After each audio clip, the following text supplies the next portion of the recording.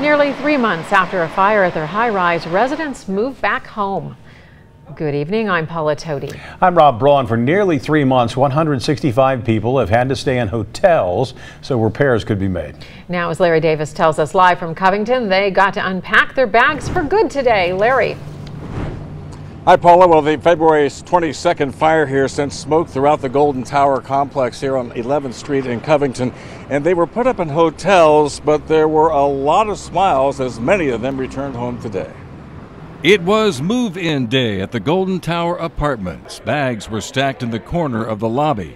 Eugene Perrin was one of the residents carrying belongings back into the high-rise and up the elevator.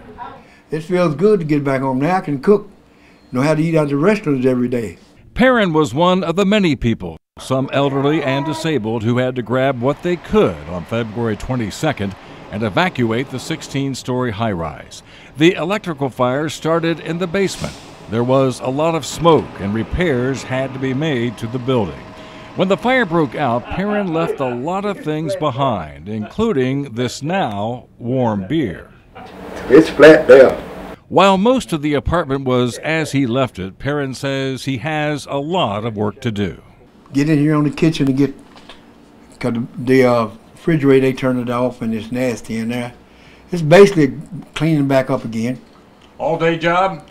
It's going to take a couple of days probably. It feels good. It feels very good. Very good. I thank God for his blessings. It didn't take long for Ruby Gentry to feel back at home in her apartment, but she could have done without the move itself. It was a hassle. I had people help me bring my stuff in, but you know, I got it in. So I'm just glad to be home.